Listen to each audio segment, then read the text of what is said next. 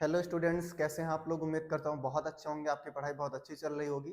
आपको पता है कि 12th क्लास की ज्योग्राफी हमने शुरू की हुई है और इसी ज्योग्राफी को कंटिन्यू करेंगे। सेकंड लेसन कल हमारा समाप्त हो गया था। आज हम थर्ड लेसन को कंटिन्यू करेंगे जो कि है मानव विकास। थर्ड लेसन में हम क्या पढ़ेंगे, ह्यूमन डेवलपमेंट के बारे में पढ़ेंगे, मानव के विकास के बारे में पढ़ेंगे कि मनुष्य किस प्रकार अपने जीवन की गुणवत्ता को बढ़ाता है, किस प्रकार अपना विकास करता है। और इसी को हम देखेंगे थोड़ा सा। जो हमारा थर्ड लेसन है वो क्या है, वो है मानव विकास। तो सबसे पहले तो हम ये समझते हैं कि मानव विकास एक्चुअल में होता क्या है, मानव विकास कहते किसे हैं। तो आप देखेंगे मानव विकास एक ऐसी प्रक्रिया है जिसमें मनुष्य संपूर्ण रूप से विकास होता है, ठीक है, जिसमें आर्थिक, सामाजिक और राजनीतिक स्वतंत्रता के साथ साथ शिक्षा की गुणवत्ता में भी वृद्धि होती है। अब दो चीजें हैं, एक विकास आता है, दूसरा वृद्धि, दोनों टर्म्स हैं। दोनों में ज्यादा अंतर नहीं है, बस अंतर को हमें समझना है। आप देखोगे कि जो वृद्धि है एक सकारात्मक भी हो सकती है, नकारात्मक भी हो सकती है। किसी चीज में होने वाला परिवर्तन जो है वो वृद्धि इंगित करती है। विकास का मतलब क्या है, गुणात्मक परिवर्तन। जैसे सपोज कर लो आप एक शहर है, उस शहर में 50 लोग रह रहे हैं और 10 साल बाद हम देखते हैं 50 लोग रह रहे हैं, बिजली नहीं है, पानी किसी तरीके से मिलता है, पहले इस शहर की सिचुएशन ये है। और 10 साल बाद हम देखते हैं कि वहां पर 50 लोग से 150 लोग हो गए, लेकिन सिचुएशन पहले जैसे ही थी। तो मैं ये कहूंगा कि इस शहर की जनसंख्या की वृद्धि हुई परंतु विकास नहीं हुआ। और मैं देखता हूँ 10 साल बाद आने के बाद कि यहाँ पर लोगों का जो शिक्षा है, शिक्षा व्यवस्था अच्छी हो गई है और लोगों के जीवन की गुणवत्ता अच्छी हो गई है, बढ़ गई है। तो इसका मतलब कि क्या हुआ है, विकास। तो विकास से ऐसे क्या है, गुणात्मक परिवर्तन से है। गुणात्मक परिवर्तन इंगित करता है विकास को। यही हम देखेंगे कि एक ऐसी प्रक्रिया जिसमें मनुष्य का संपूर्ण रूप से विकास होता है, ठीक है, और उस विकास के फलस्वरूप राजनीतिक स्वतंत्रता के साथ साथ शिक्षा की गुणवत्ता में भी वृद्धि होती है, उसे हम कहते हैं मानव विकास। तो प्रत्येक वस्तु विकसित और वृद्धि होती है, प्रत्येक वस्तु विकसित होती है, अर्थात विकसित होने का मतलब है बढ़ना, गुण में परिवर्तन होना, दैट इज डेवलपमेंट। और इसके अलावा वृद्धि होती है, मतलब उसकी संख्या इत्यादि में भी परिवर्तन होता है। तो वृद्धि और विकास ये दोनों दो चीजें हैं, दोनों चीजों को हम पढ़ेंगे और समझेंगे। आप देखेंगे प्रत्येक वस्तु, ठीक है, विकसित और वृद्धि होती है। वृद्धि तथा विकास दोनों पुराने शब्द हैं, ये हमारे लिए कोई नया शब्द नहीं है। जैसे वृद्धि भी हमारे लिए पुराना शब्द है और विकास भी हमारे लिए पुराना शब्द है। अगर आप देखेंगे, देखो ये जो पूरा लेसन है, इस लेसन को पढ़ने का उद्देश्य क्या है, राष्ट्र और समुदायों के संदर्भ में मानव विकास की अवधारणा। मानव विकास तो हमने समझा कि मनुष्य की स्थिति में होने वाला गुणात्मक परिवर्तन मानव विकास कहलाता है। अब इसी मानव विकास को हम लोग राष्ट्र के संबंध में, अर्थात किसी देश में मानव विकास किस तरीके से होता है, इसका अध्ययन करेंगे। इसके अलावा सामुदायिक मानव विकास, अर्थात अगर कोई समुदाय, व्यक्ति विशेष किसी स्थान पर निवास करता है तो उस व्यक्ति विशेष का विकास कैसे होगा, इसका भी अध्ययन हम लोग इसी अध्याय में करेंगे। अगला पॉइंट क्या है, वृद्धि और विकास। ये दो टर्म्स हैं जिन टर्म्स को हम समझेंगे। सबसे पहले तो आप समझे वृद्धि तथा विकास दोनों परिवर्तन को इंगित करते हैं। दोनों का मतलब क्या होता है, वृद्धि का और विकास का दोनों का मतलब है चेंज, अर्थात चेंज होगा। और चेंज का मतलब क्या हो गया, एक तो हो गया गुण में परिवर्तन, किसमें, ठीक है, गुण में परिवर्तन हो गया। और दूसरा आप देखोगे, दूसरा जो परिवर्तन है वो है संख्या में परिवर्तन। वो किसमें परिवर्तन है, वो परिवर्तन है संख्या में परिवर्तन। तो ये दोनों किसे इंगित करते हैं, दोनों के दोनों परिवर्तन को इंगित करते हैं। एक गुण में परिवर्तन को इंगित करता है तो दूसरा संख्या में परिवर्तन को इंगित करता है। जो गुण में परिवर्तन को इंगित करेगा वो है विकास और जो संख्या में परिवर्तन को इंगित करेगा वो है वृद्धि। वृद्धि क्या है, मात्रात्मक परिवर्तन होता है। वृद्धि क्या है, मात्रात्मक परिवर्तन होता है। इसका मतलब कि मात्रा में परिवर्तन होगा, मात्रा या तो कम हो जाएगी और या तो मात्रा ज्यादा हो जाएगी। और इसका मूल्य कैसा होता है, इसका मूल्य निरपेक्ष होता है, सापेक्ष नहीं होता है।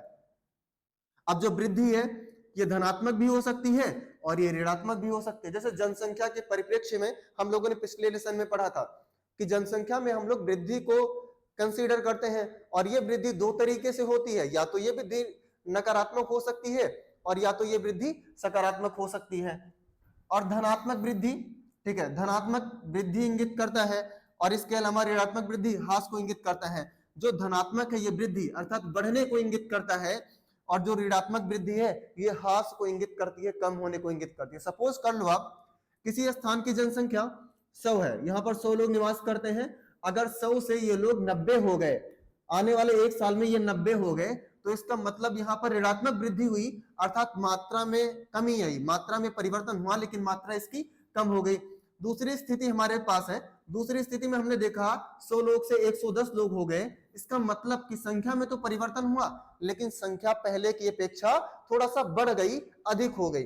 तो वृद्धि किसे इंगित करती है? परिवर्तन को इंगित करती है। वो परिवर्तन धनात्मक भी हो सकता है और वो परिवर्तन ऋणात्मक भी हो सकता है। क्लियर है? आई होप कोई डाउट नहीं होगा आपको और चीजें ठीक ढंग से आपको समझ में आ रही होंगी। अगला पॉइंट क्या है? विकास। वृद्धि तथा विकास दोनों के दोनों परिवर्तन को इंगित करते हैं। ये हमने देखा हुआ पहले से कि वृद्धि भी परिवर्तन को इंगित करता है, विकास भी। फर्क कितना है कि वृद्धि का मतलब हो गया मात्रा में परिवर्तन और विकास का मतलब हो गया गुण में परिवर्तन। तो विकास को देखेंगे, गुणात्मक परिवर्तन को प्रदर्शित करता है और इसका मूल्य कैसा होता है? सापेक्ष होता है। विकास तब तक नहीं हो सकता जब तक वर्तमान दशाओं में सकारात्मक वृद्धि ना हो। वही सिचुएशन है जो अभी हमने पहले बात की थी एक शहर की, कि उस शहर में पहले 100 लोग थे, 100 से 150 लोग हो गए। कहने का मतलब है मात्रा में परिवर्तन हुआ, और अगर पहले उनकी दशा पहले जैसी ही रह गई तो इसका मतलब दशा में कोई परिवर्तन नहीं हुआ। तो मैं ये कहूंगा कि वृद्धि तो हुई शहर में, लेकिन विकास नहीं हुआ, क्योंकि विकास गुणात्मक परिवर्तन को इंगित करता है। अगर दशा में कोई परिवर्तन नहीं है तो इसका मतलब कि विकास नहीं हो रहा है। विकास में आप देखोगे गुणवत्ता में सकारात्मक परिवर्तन, पहले की अपेक्षा अगर गुणात्मक परिवर्तन सकारात्मक है या अच्छी दशाएं हो गई हैं तो इसका मतलब कि विकास हो रहा है। जैसे पहले सपोज कर लो एक स्थान, एक प्लेस है, उस प्लेस पर खाने पीने के लिए अच्छे भोजन की व्यवस्था नहीं है, अच्छे पानी की सप्लाई नहीं है, इसके अलावा बिजली नहीं उपलब्ध है, और आने वाले समय में पता लगा बिजली उपलब्ध हो गई, अच्छी वाटर सप्लाई हो गई, खाने पीने के लिए अच्छे अनाज की व्यवस्था है, तो इसका मतलब कि दशाओं में परिवर्तन हुआ। और दशा में कैसा परिवर्तन हुआ? सकारात्मक परिवर्तन कंसीडर किया गया। इसका मतलब कि उस स्थान का विकास हुआ। क्लियर है? अब हम आगे बढ़ेंगे हम लोग और देखेंगे कुछ और बची हुई चीजें, जैसे मानव विकास। अब हम लोगों ने दो चीजें देखी। पहला हमने क्या देखा भाई? पहला तो हमने देखा वृद्धि। क्या देखा? वृद्धि की वृद्धि किसे कहते हैं? और दूसरा हमने क्या देखा? दूसरा पॉइंट हमने देखा विकास। तो वृद्धि और विकास, इन दोनों टर्म्स को हमने समझा, इन दोनों शब्दों को हमने समझा। अभी हम समझेंगे मानव विकास। क्या समझेंगे? मानव विकास। जैसे विकास आपको पता है कि विकास का मतलब क्या है? गुणात्मक परिवर्तन। विकास से हमारा क्या आशय है? विकास से आशय गुणात्मक परिवर्तन से है।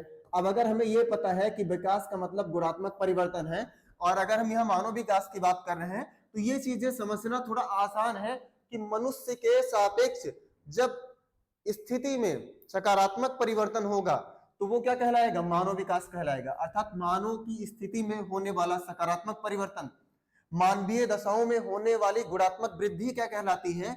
मानव विकास कहलाती है। मानव विकास को समझने के लिए इसे दो अवस्थाओं में बांटकर देखा जाता है।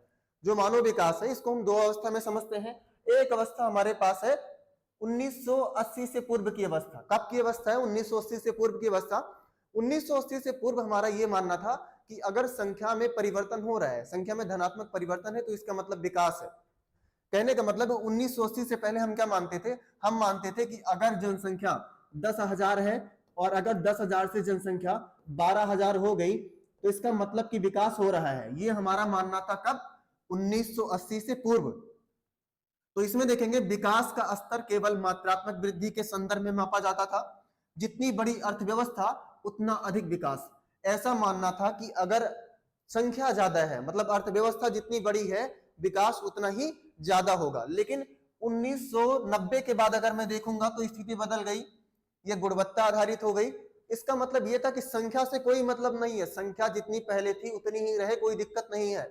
लेकिन अगर गुणात्मक परिवर्तन नहीं है, लोगों की दशाओं में सकारात्मक परिवर्तन नहीं है, तो वो विकास नहीं होगा। तो दो प्रकार की अवधारणाएं हमारे सामने आती हैं।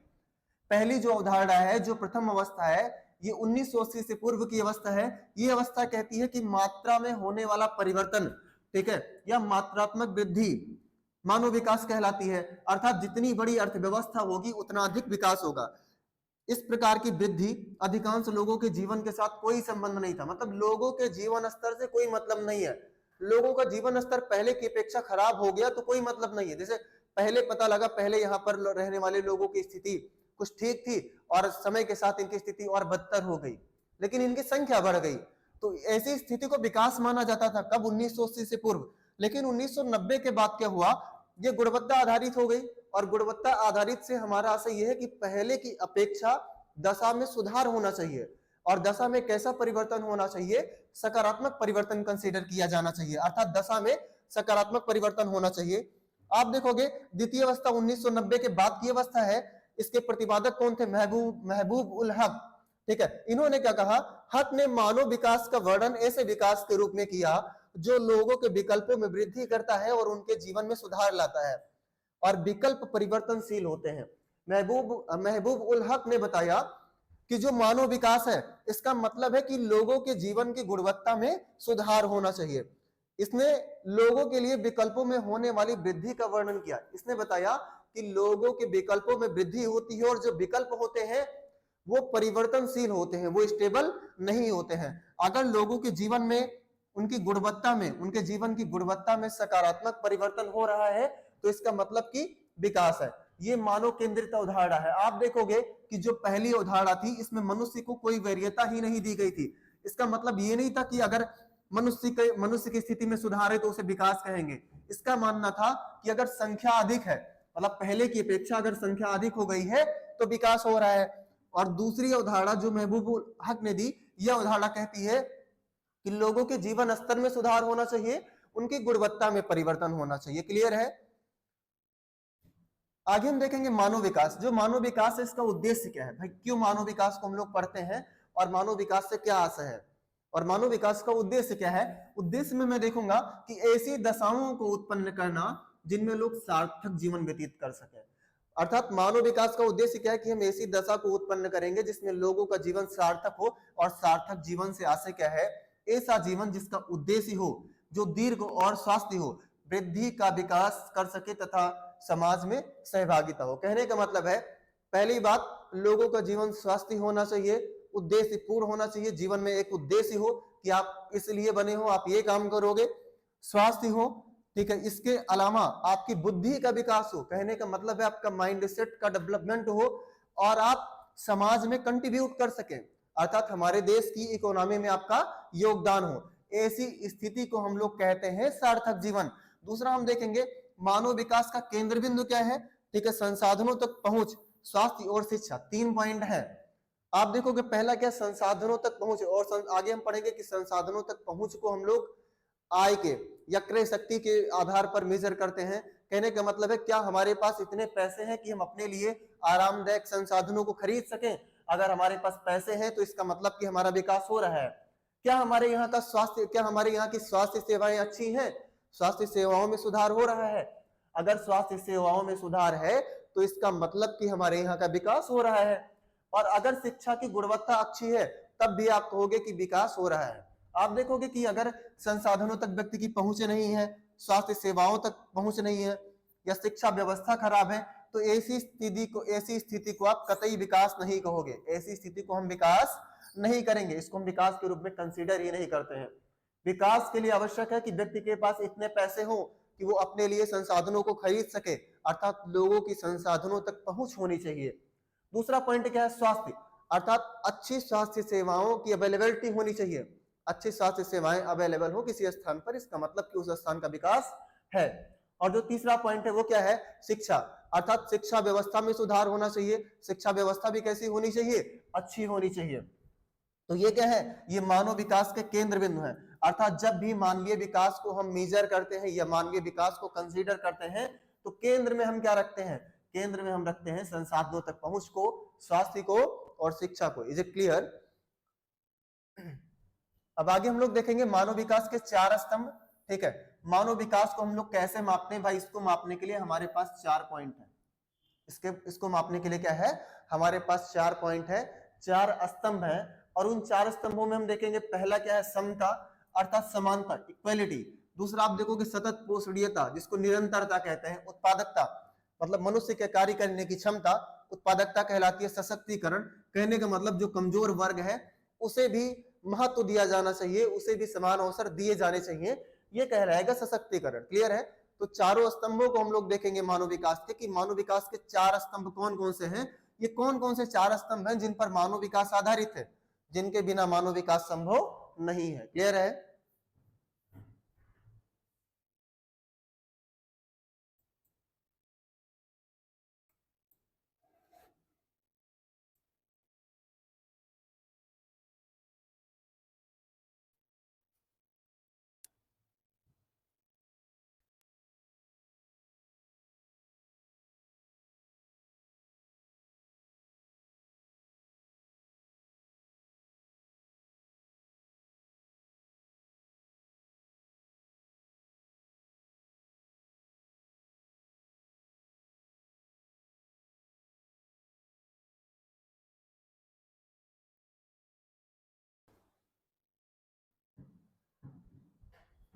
तो ये क्या है, ये है मानव विकास के 4 स्तंभ। क्लियर है। पहला क्या देखेंगे, पहला हम देखेंगे समता। पहला क्या देखेंगे, समता। समता से क्या है, समता का मतलब है समानता, प्रत्येक व्यक्ति के लिए समान अवसर, विकास की उपलब्धता में लिंग जाति आय के आधार पर भेदभाव नहीं होना चाहिए। उदाहरण ग्रामीण क्षेत्र में स्त्री शिक्षा। अब देखो आप, समता जो है, समता से आशय क्या है, समता से आशय समानता से है।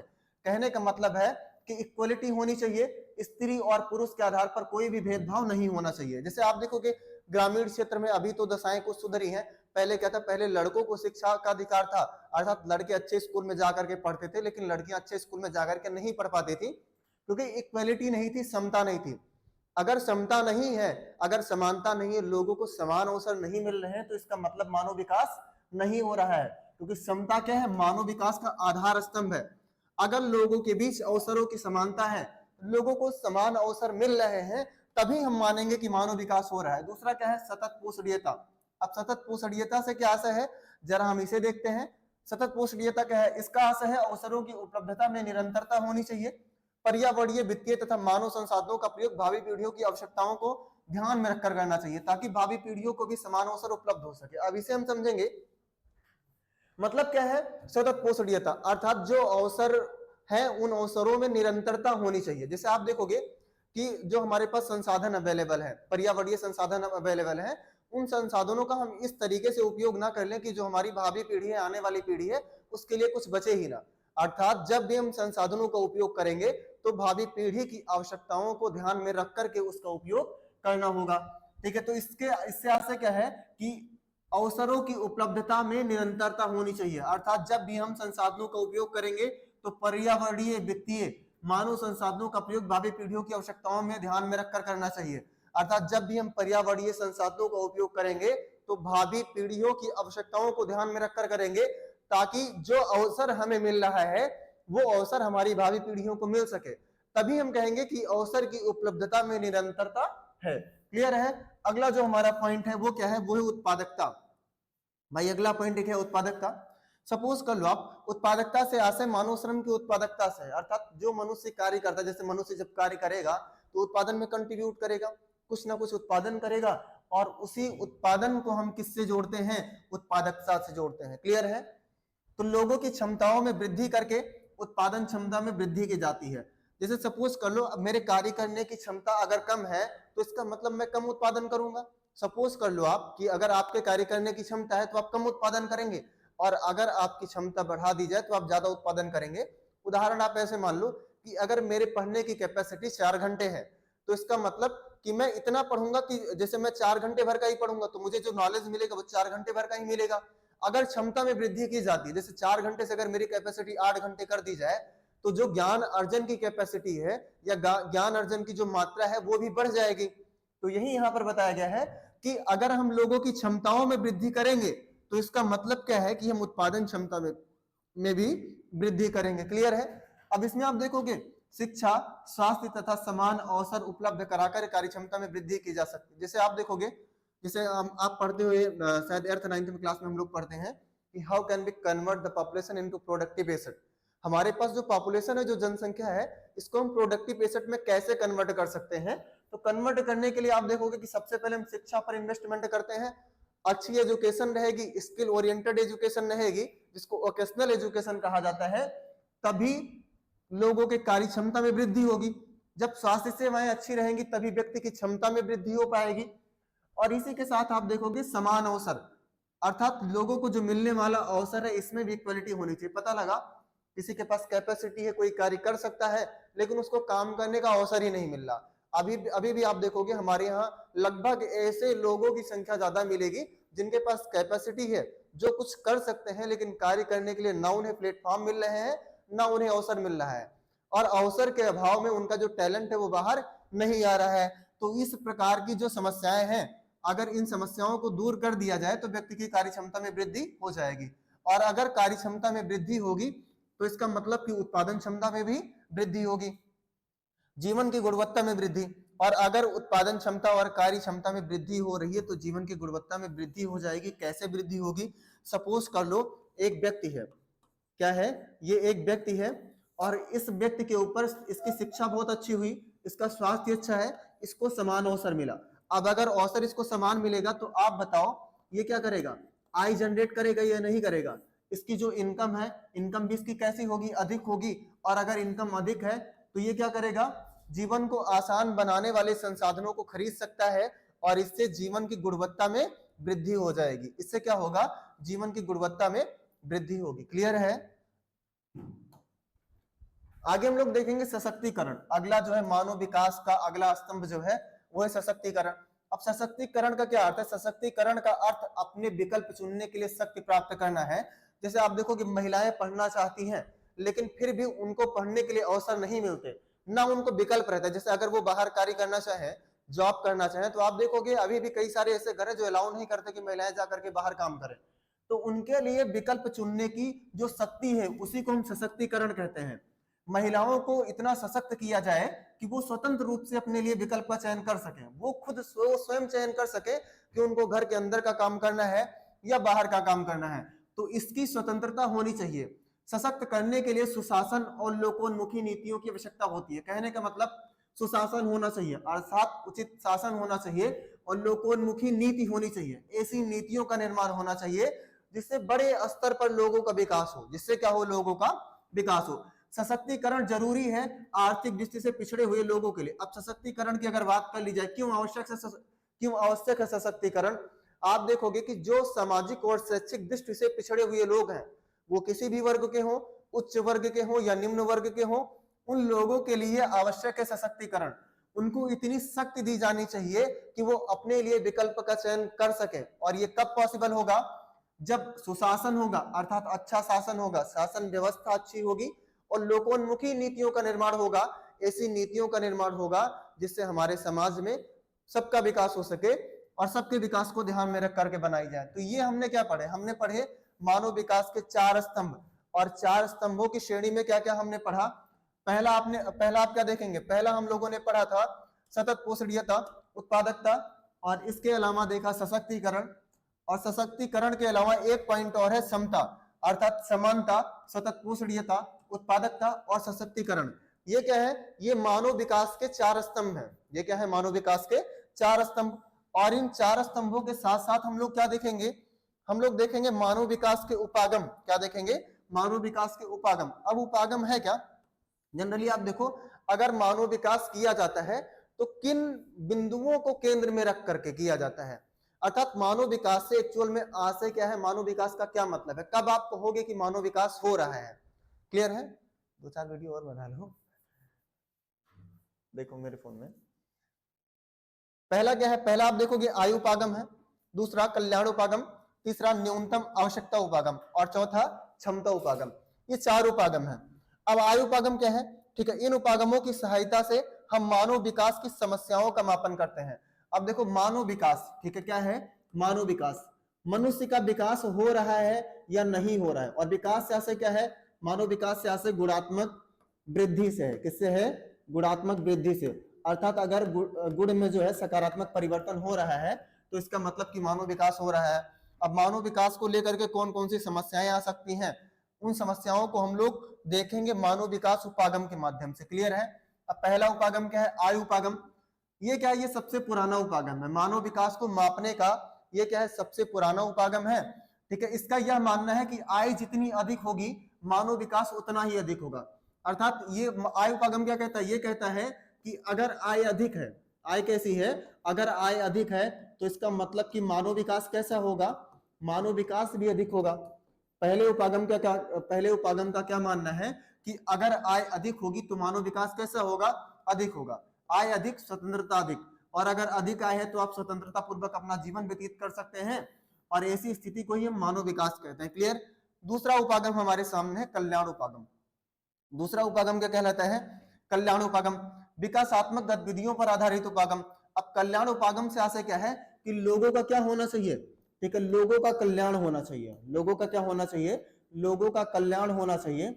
इससे आशय क्या है, लोगों के कल्याण से है, अर्थात लोगों का कल्याण हो। और कल्याण कब होगा, जब शिक्षा व्यवस्था अच्छी होगी, जब स्वास्थ्य अच्छा होगा, जब लोगों को सामाजिक सुरक्षा मिलेगी और जब आप देखोगे सुख साधन अवेलेबल रहेंगे, तब होगा मनुष्य का विकास। क्लियर है।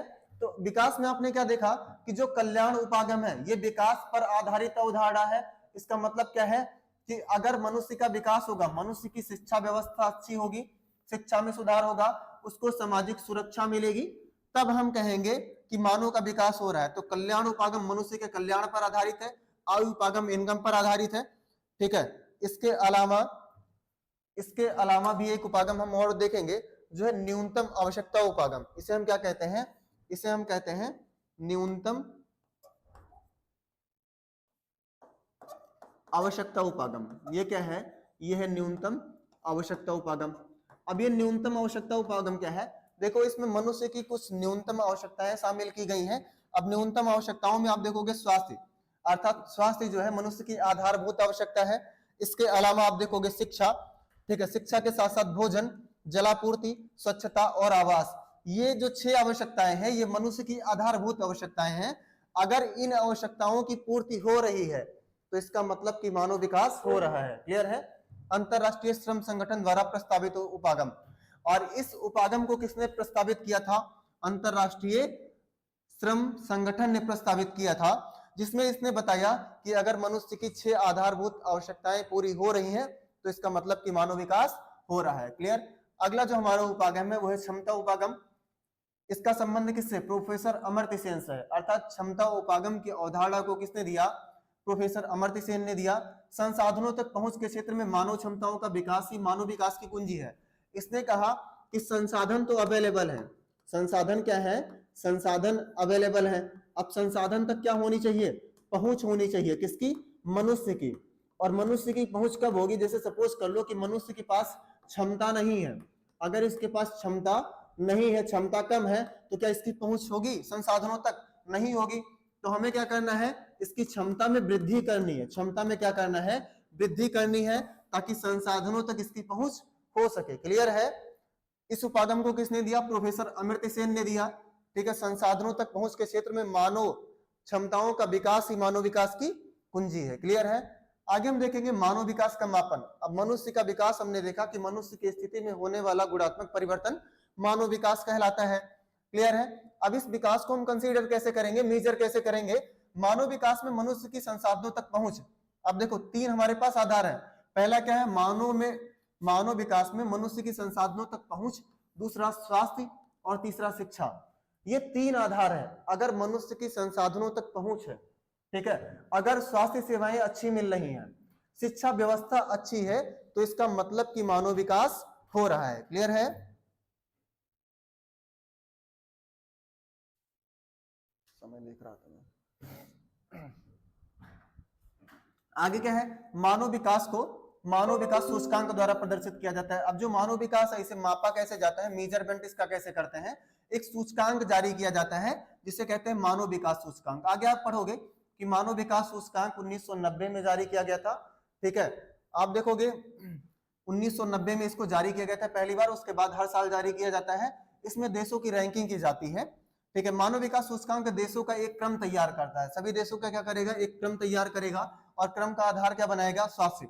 अगर किसी की स्वास्थ्य सेवाएं अच्छी हैं तो उसे ज्यादा अंक मिलेंगे, शिक्षा अच्छी है तो और भी अंक मिलेंगे, संसाधनों तक व्यक्ति की पहुंच है, अर्थात व्यक्ति के पास इतना पैसा है कि वो संसाधनों को खरीद सके, तो भी अच्छी रैंकिंग मिलेगी। इन आधारों को समान भार दिया जाता है। अब देखोगे आप, इन आधारों को इक्वलिटी दी जाती है। इसका मतलब ये नहीं है जैसे जितनी वैल्यू स्वास्थ्य की है उतनी ही वैल्यू शिक्षा की है, और उतनी ही वैल्यू संसाधनों तक पहुंच के, मतलब तीनों को इक्वल माना गया है, तीनों को इक्वल अंक दिए जाते हैं। क्लियर है। अब इन तीनों को मेजरमेंट किया जाता है, किसी देश में स्वास्थ्य सेवाएं अच्छी हैं, शिक्षा व्यवस्था अच्छी है, और संसाधनों तक व्यक्तियों की पहुंच है, उनके पास इतने पैसे हैं कि वो संसाधन खरीद सके, तो हम इसे कहते हैं मानव विकास। ठीक है, हम कहते हैं कि उस देश का मानव विकास अधिक है। क्लियर है। मानव विकास सूचकांक में देशों को 0 से 1 के बीच स्कोर प्रदान किया जाता है। जो देश 1 के जितना करीब होता है उसका मानव विकास अधिक है, 0 के जितना करीब है उसका उतना मानव विकास कम है। जैसे सपोज कर लो कि 0 से 1 तक ही अंक देने हैं। अब इसमें आप देखोगे इसमें कई सारे देश आ जाते हैं। किसी देश का मानव विकास सूचकांक 0.983 मतलब 1 के करीब है, तो इसका मानव विकास कैसा है, उच्च है। कैसा है, उच्च मानव विकास। आप देखोगे 0.268 कहने का मतलब है ये 0 के करीब है, तो इसका मानव विकास कैसा होगा, निम्न होगा। कैसा होगा, निम्न होगा। क्लियर है। तो मानव विकास का मेजरमेंट ऐसे किया जाता है, 0 से 1 तक अंक होते हैं और सभी देशों को अंक दिया जाता है। जिस देश को अंक 1 के करीब मिलता है उस देश का मानव विकास अधिक है, और जिसको अंक 0 के करीब मिलता है उसका मानव विकास उतना कम है। अब मानव विकास को मेजरमेंट करने का 3 आधार है। पहला आप देखो कि स्वास्थ्य है, दूसरा शिक्षा और तीसरा संसाधनों तक पहुंच है। उसी की हम बात करेंगे। अगर स्वास्थ्य सेवाएं अच्छी हैं तो मानव विकास अधिक है, शिक्षा व्यवस्था अच्छी है तो इसका मतलब मनुष्य का विकास हो रहा है। अगर व्यक्तियों के पास इतने पैसे हैं कि वो संसाधनों को खरीद सकें, सुख सुविधाएं प्राप्त कर सकें, तो इसका मतलब कि मानव विकास अधिक है। पहला हम देखेंगे स्वास्थ्य। इसमें जीवन प्रत्याशा को शामिल किया जाता है। स्वास्थ्य का मतलब क्या है कि लोगों का जीवन कैसा है, स्वास्थ्य है। लोग लंबा जीवन जीना चाहते हैं, क्लियर है।